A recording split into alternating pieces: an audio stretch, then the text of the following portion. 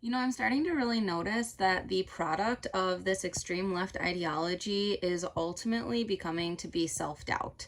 Like, there is such a push to doubt who you are and to question everything about yourself that that it's actually infiltrating, children and everything else is what we're worried about. I just saw a photo on Instagram of a young, probably, 6-year-old girl holding a sign that her parents obviously like made her make that says privileged with an arrow pointing up to her. It says hashtag Black Lives Matter. And it's like, okay, so you're raising this young girl who's perfectly fine. She's should learn to be comfortable in her own skin, that she's privileged, which is obviously a negative thing, right? Like, being privileged is not some sought after title that people look for. And I mean, I think that if people are privileged, it's like, you just accept that and you say, what can I do with that for the betterment of the people around me? And all those types of things. And but like, comparison is the thief of joy.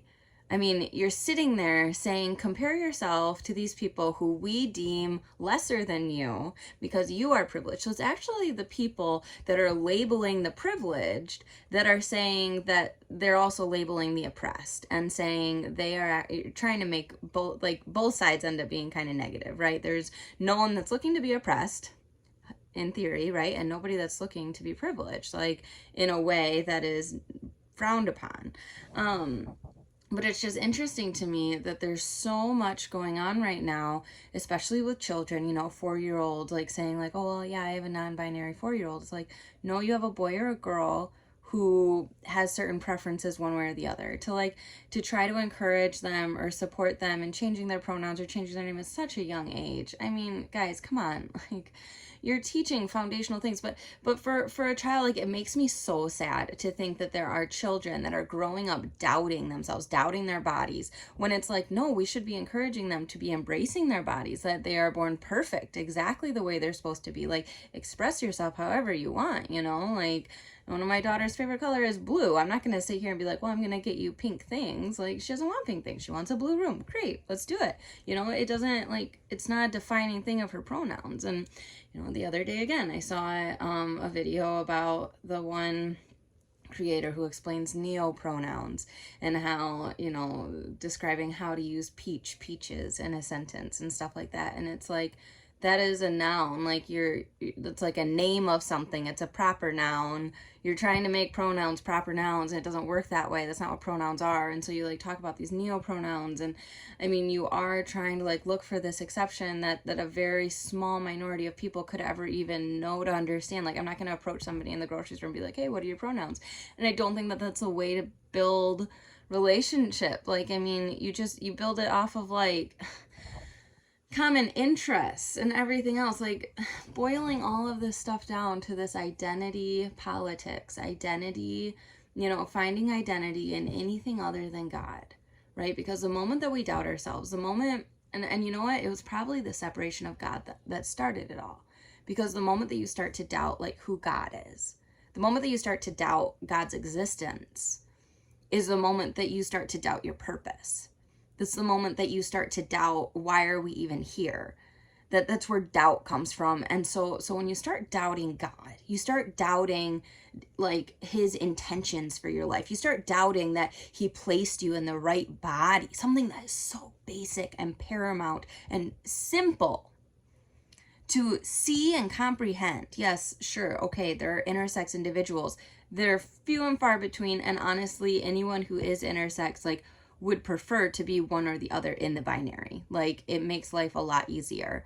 So I mean, it's just like you have all of these paramount pieces though, where you start doubting whether or not God has made a mistake, right? And whether or not there has been some sort of mishap. Has the devil interfered with my conception? Has this, has that, and the other thing? And it's I think about like the pro-life arguments and all of these things and the pro-choice arguments, and I think about my daughter, and I'm like, if something tragic were to happen to her, say she's 12, 13 years old, and she's assaulted and she winds up pregnant. Like, there is no possibility that I would be like, okay, well, do you want to keep it or not?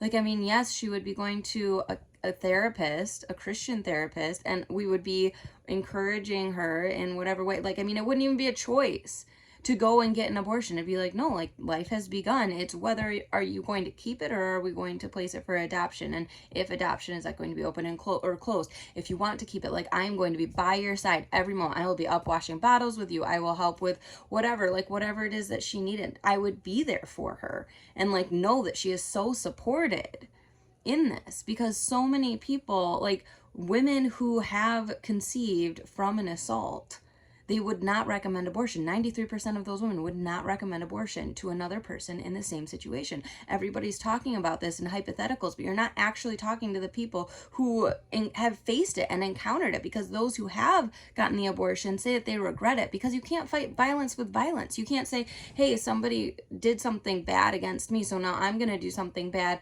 to like my own blood. You know, you can't.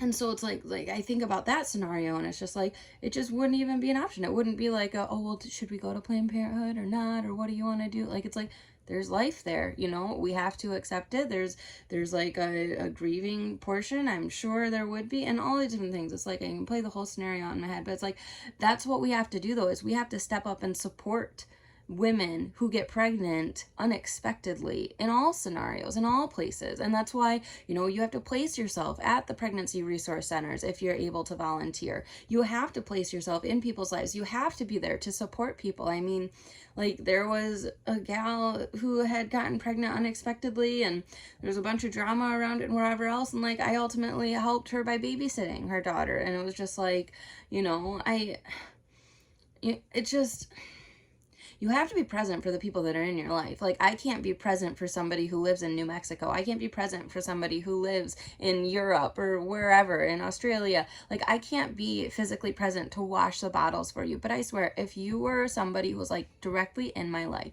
your path was physically crossed with mine, like, I would do whatever I could to help you. Like, with this one gal that I was talking about with all the drama around her pregnancy, like I was literally like, I will help you. Like, if you do not feel that you can raise this baby right now, like we will care for this baby, we will nurture her until you are ready. Like, and we will do whatever we need to do to like make this happen for you, because like that's just how it is. And she decided that she was just going to keep the baby and do whatever she did, you know, there in the beginning stages. And it's just like, we are called to be that type of witness. We are called to be present in people's lives. And I feel like online, these keyboard warriors sit there and they're like, well, how many kids have you adopted? How many this? How many that? Like, the devil is so active in social media that there is so much self-doubt. God is not the author of chaos or confusion. Like, the devil is, okay? That is very biblical. And when you start looking at the level of just negativity and attacks and, you know, just whatever, like verbal attacks, verbal put downs, and all of these different aspects of what's going on online right now with the extreme left ideologies. And I mean, the extreme right is not off the hook for this either. I mean, there is just so combativeness. Like the extreme right has started mocking. Like, you're like laughing at situations that are clearly difficult. Clearly these people are in pain. Like, if somebody is trying to identify as a peach, that is not something to laugh at. Clearly something has happened to them that has harmed them in some way, that they are like dissociating from their body. They're dissociating even from their humanity.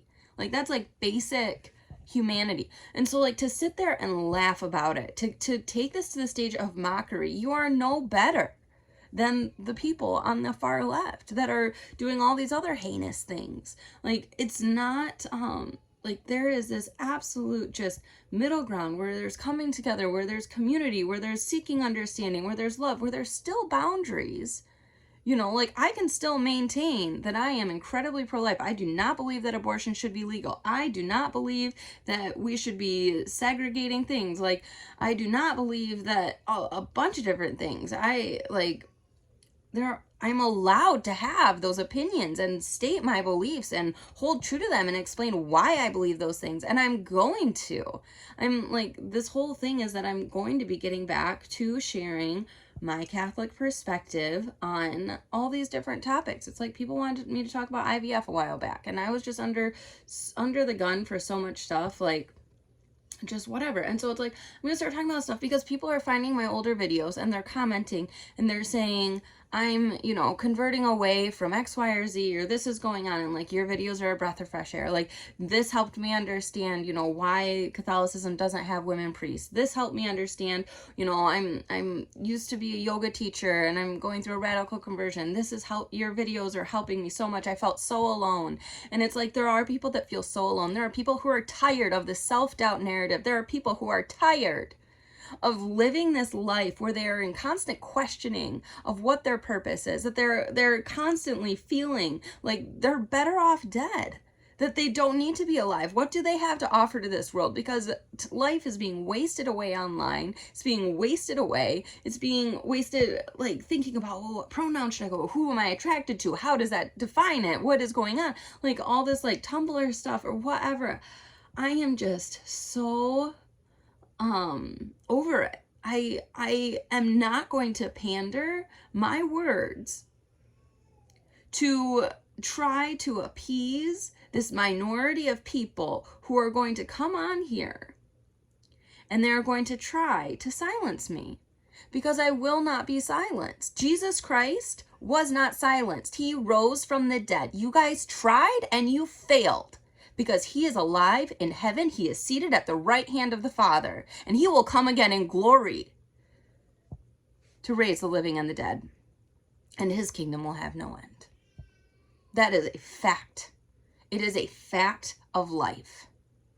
And if anybody is seeking him, if anybody is seeking the truth of Jesus Christ, that is what I am offering here. I am not offering my truth. I am offering the truth of Jesus Christ. Like, period. And so you do with that whatever you want. It is not on me. But I am going to be sharing everything about what I know to be true, what I have submitted my life to, and what has brought me like peace and understanding and conviction and joy and purpose and honestly just like everything about like this like security in my salvation, to know that the Lord knows my heart and the journey that I'm on. And like, there are people who are like, well, I'm Catholic and I don't believe those things. Well, then you don't understand it. You haven't asked enough questions.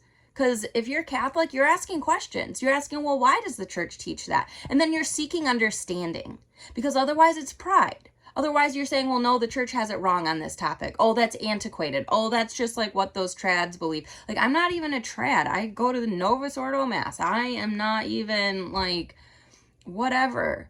What I am is I am a sinner. What I am is I am undeserving. What I am is I am a recipient of grace and mercy. And the Lord will have justice on me in any way that I have fallen short, but that's for him to do, not you. Not anyone on this earth is accountable. I'm not accountable to anybody on this earth. I'm accountable to God. I'm accountable to my husband, but he's accountable to God. My children are accountable to me. That structure does exist. There's balance and love, and it's not, an authoritarian dictatorship. My husband does not say jump and I say how high, and vice versa. Like, I mean,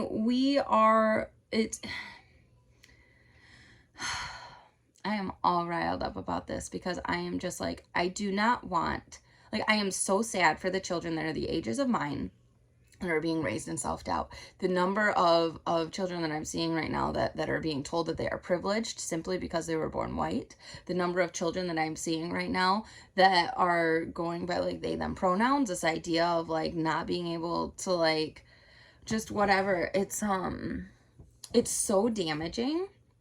And it is irreversible. Everyone keeps saying, oh, well, this is irreversible. Puberty blockers, irreversible. Like, they'll be fine. They can just reverse it. It's like, no, there's actually psychological damage that also takes place in all of this. Like, I mean, you talk about these longer term studies. You see the 8 to 10 year studies of people who have undergone surgeries. You start seeing these like longer term studies where the suicide rates increase like drastically after a decade. So sure, it may give you momentary peace, but it is not going to be lasting peace. It will not be the peace that can be found in Jesus Christ today if you choose to seek him, if you choose to start asking the whys. Because if you truly understood, if you truly started asking those questions, you would understand. If you asked God for the eyes to see and you genuinely meant it with a contrite heart, he would answer you. He would answer you. Like, we're called away from the sin in our life. We are called to follow him. We are called to obey his commandments. And there are people out there, believe it or not, who want to know what those are. And they want to know why they are his commandments. And so that is why I am becoming a certified catechist. That is why I want everything in my life to point back to Jesus Christ. That is why I do this. That is why I'm here. It's why I'm here. It's why any of us are here, is to bring glory and honor to God. It all points back to him. And so that's what I'm doing with my life. And I am more than happy to help you figure out what you can do with yours to actually lead a fulfilling, prosperous, purposeful life. So God bless you. I pray that that's something that you desire as well. And if you do, you'll find me here again. And I just look forward to dialoguing with you and finding these conversations just helpful and fruitful and everything else. Because, I mean, what else can I do? If it's for the glory of God, he is going to use my imperfections. He is going to use my sleight of speech. He's going to use anything, any of my shortcomings for his glory. He makes all things beautiful in his time. Like, I don't care if you have cancer. I don't care if you have 10 kids. I don't care if you're facing infertility. Like, God has something for all of us. And it's not, he does not discriminate against those who he calls. And yeah, and like, but he will, not everyone is let into heaven. He will not, on Judgment Day, just say, oh yeah, come on in, everyone, like, you're doing great. No, he will say, well done, good and faithful servant, to those who were good and faithful servants. And if you're not being that, you need to introspect, you need to decide what it is that you want. Do you want to stand in glory with God, with Christ, with Jesus Christ at his right hand? Do you want to stand in that? Or is it not that important to you? You get to make the call. The choice is totally up to you. That choice does not go away. Like, you can choose it today, you can choose it tomorrow, but we are told to not delay. We are told to put him as our number one priority. And then he's there, you know? So just continue asking him for the eyes to see, the ears to hear, and he will offer them to you. If you ask with an earnest heart, he's there. I'll see you again soon. God bless.